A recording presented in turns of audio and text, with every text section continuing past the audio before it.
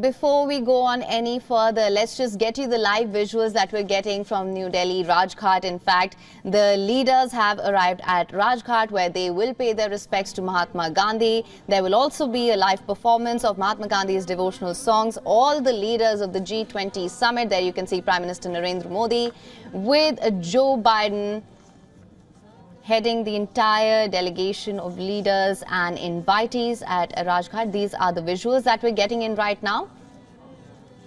These are the visuals from India's national capital, New Delhi. G20 leaders, heads of delegations, they've arrived at the Rajghat to pay their respects to Mahatma Gandhi. At the venue, they will also sign on the peace wall inside the leaders' lounge.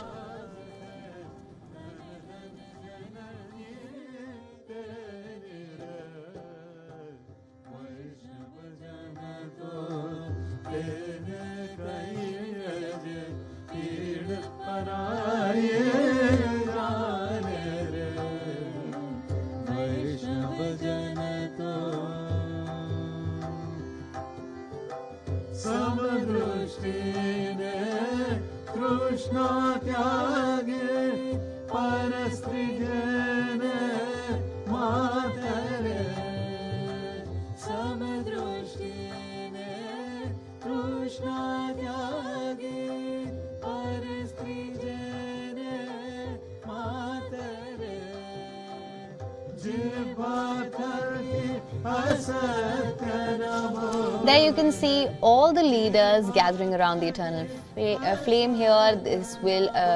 The lead throwing ceremony will begin in just a few moments. These are the visuals that we're getting live from India's national capital, New Delhi, where all the G20 leaders, heads of delegations, they've arrived at the Rajghat to pay their respects to Mahatma Gandhi. You can see Prime Minister Narendra Modi there.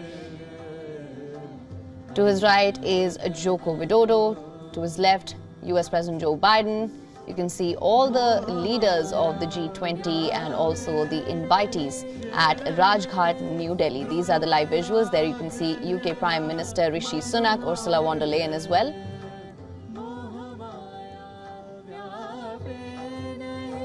The Rajghat decked to the nines here. All the leaders gathering around the eternal flame. There you have Nigerian President Bola Tinubu, Mark Rutte, Netherlands Prime Minister,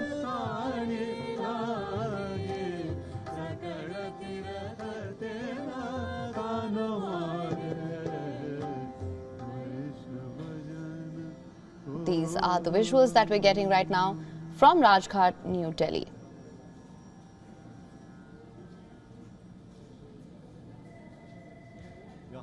There you have Brazilian President Lula da Silva as well, standing right next to Prime Minister Narendra Modi. Occasion at Rajghat. I will now request the leaders to kindly step forward and adjust the country ribbons on the wreaths, please.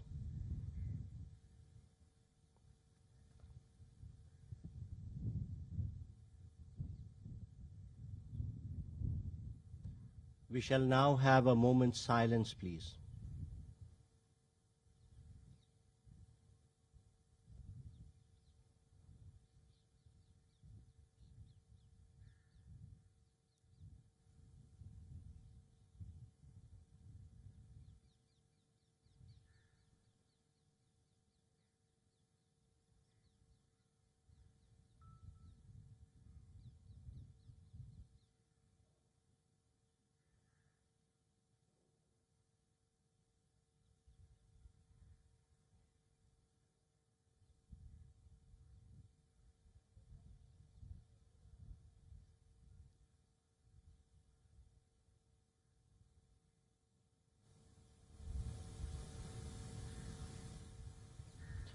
Thank you, Excellencies. Where there, all the world leaders first adjusted their country ribbons on the wreaths. Then that was followed by them observing a moment of silence. This was the wreath-laying ceremony at Rajghat, paying their respects to Mahatma Gandhi. You can see all the leaders here at Rajghat. Now, at the venue, they will now be signing the peace wall inside the Leaders' Lounge, and then we'll also see some live performances of Mahatma Gandhi's devotional songs. They just laid the wreaths on Mahatma Gandhi's Samadhi. A lot of things lined up for day 2 of the G20 Summit. And with this, the action for day 2 of the G20 Summit has kicked off. There you can see Prime Minister Narendra Modi, Rishi Sunak, UK Prime Minister Rishi Sunak, US President Joe Biden there.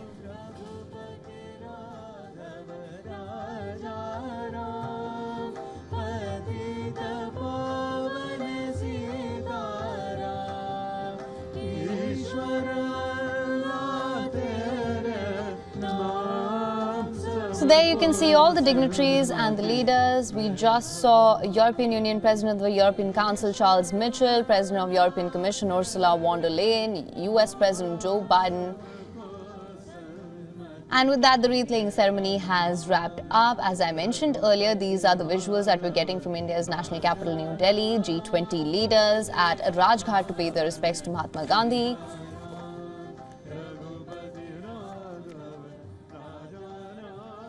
The leaders just laid wreath at Mahatma Gandhi's Samadhi after adjusting their country ribbons and observing a moment of silence.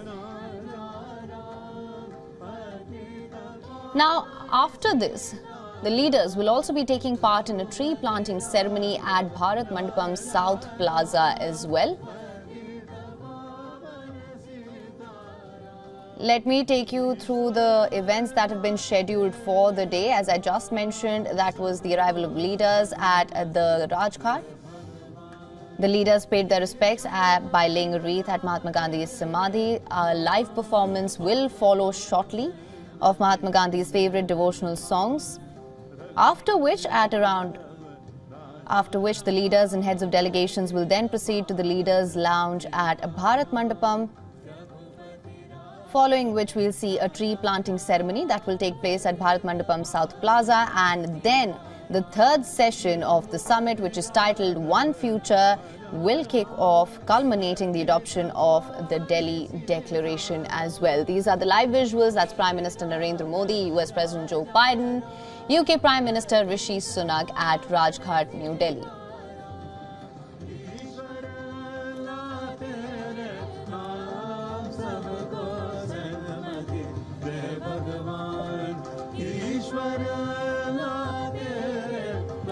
So these are the live visuals from India's national capital, New Delhi. G20 leaders here, they just laid the wreaths at Mahatma Gandhi's Samadhi.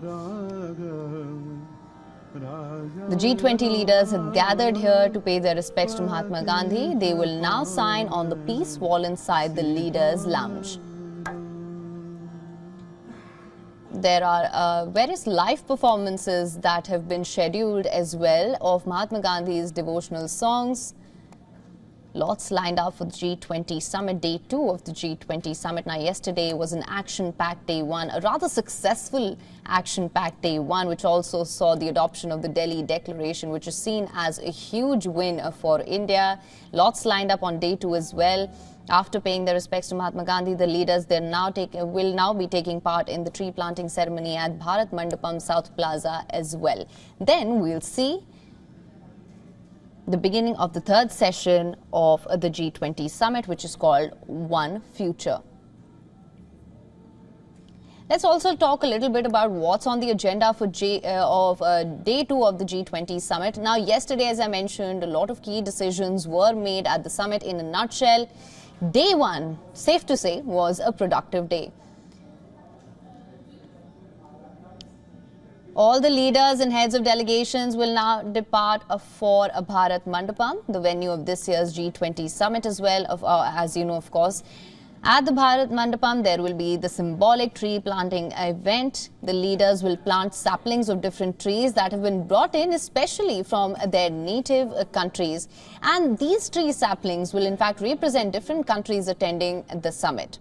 After that, we'll see the third session of the summit, One Future, that will take place at the Bharat Mandapam. And in addition to all of these events, before all the leaders and heads of delegations depart from India on the sidelines of the summits, lots of bilaterals planned as well.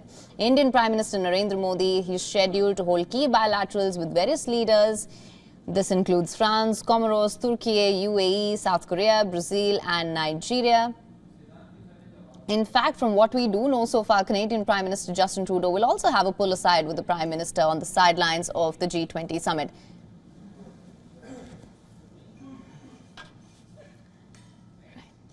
Now, for more on this, we're being joined by Principal Diplomatic Correspondent Siddhant Sibal. Siddhant, thank you so much for joining us. We just saw the wreath laying ceremony at Mahatma Gandhi's Samadhi here at Rajghat. These were the live visuals that we were getting in.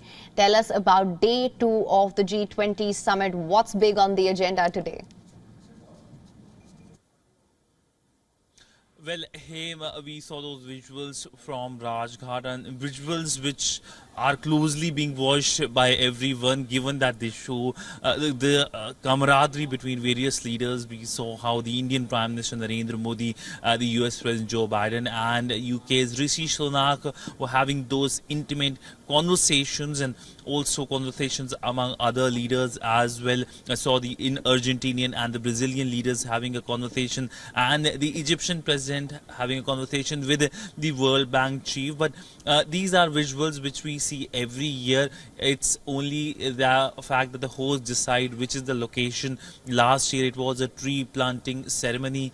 Before that we saw in Rome at that fountain, the Trevi fountain, the leaders gathered. But essentially this gives way to conversations now, conversations at the session called One Family, and the focus will be on how leaders can have more consensus, because we already have achieved consensus yesterday, which is being termed as the New Delhi consensus today. And essentially India has been able to bridge the gap between various countries. Now focus today is on the bilateral meetings of the Indian Prime Minister. He will be holding talks with many of his world leaders, with the Turkish president, with Comoros leaders and others as well. And there will be several press conferences as well, where the leaders will be talking about their deliverables from this key meeting here in Delhi. But all in all, second day of the G20 Summit, it's a packed day, and of course a day in which India will be putting forward its own views and given in trim on the global governance structure. Right, Siddhant, you're absolutely right. These visuals are being closely watched, especially with you analyzing every handshake and how the leaders were being greeted yesterday. Now, that being said, let's also talk about the crucial bilaterals today with the Indian Prime Minister. Talk to us about the crucial bilateral between Turkey and India. Well, India-Turkey relationship hasn't been doing very well. That's a fact, and we know that one of the reasons is that the Turkish president has been commenting on Jammu and Kashmir at the UN the General Assembly session every year, and that has New Delhi. But there has been a decrease in the shrill coming from Turkey, and we know that last time the Turkish president addressed the UNGA, he basically said that Jammu and Kashmir is a bilateral issue between India and Pakistan. And last year we also saw significantly at the sidelines of the Shanghai Cooperation Organization Summit in Samarkand, there was an in-person bilateral between the Indian Prime Minister and the Turkish president, and this will be the second one in matter of almost 1 year. So essentially both sides are resetting their relationship at a time when we know that both sides play an important role in their own region and also across the world. And also remember, India was one of the first countries to send relief and rescue operations to Turkey after the deadly earthquake that struck the country earlier this year. So essentially that has generated a lot of goodwill for India, and we do believe that this bilateral is going to give direction to the relationship in a more positive trajectory. Right, Siddhant. Now, with that, I also want to talk a little bit about the One Future session that's been scheduled for today. What can you tell us? What will be the key priorities of India in this session? Well, if you look at various sessions, One Earth, One Family, One World, that focus remains the theme of the Indian presidency of the G20 grouping, and the focus has been on issues related to climate change, on energy, and of course how India brings the voice of the global south at the high table. We saw yesterday how the African Union president was invited to attend the G20's proceeding, and now African Union is a permanent member of the G20 grouping, and this is a significant show of support by New Delhi towards the African continent.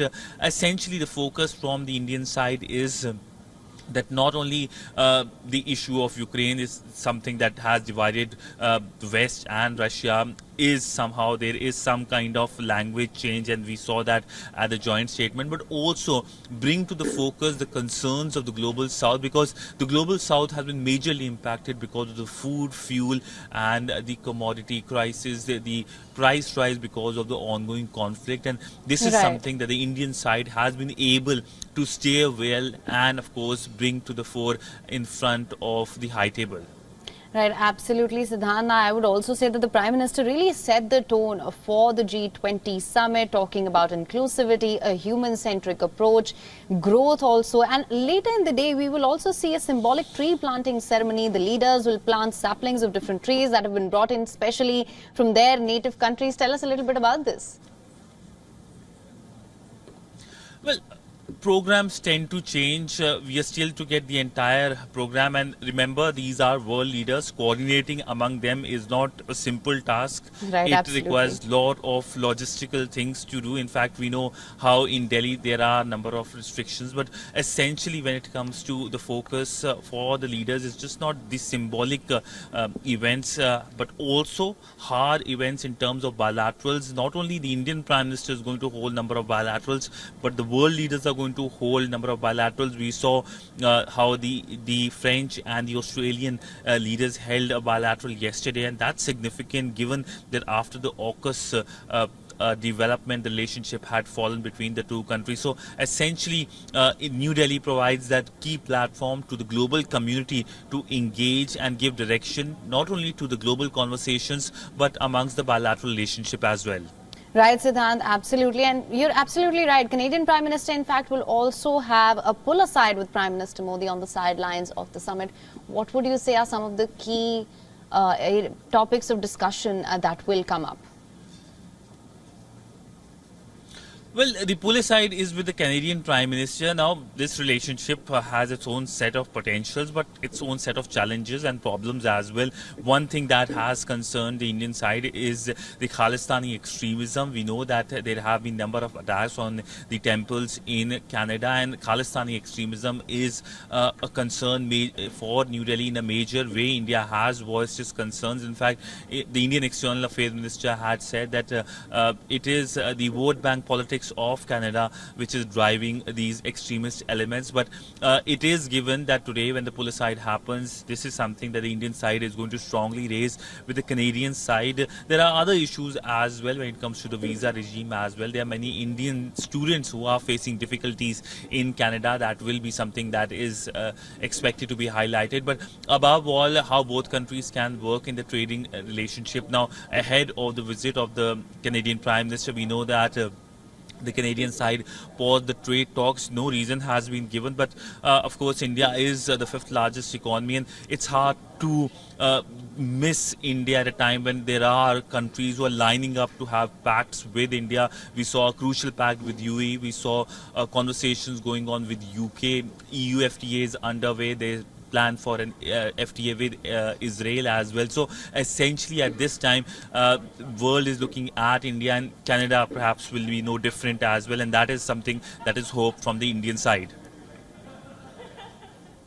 All right, Siddhant, thank you so much for getting us the latest on this. WION is now available in your country. Download the app now. Get all the news on the move.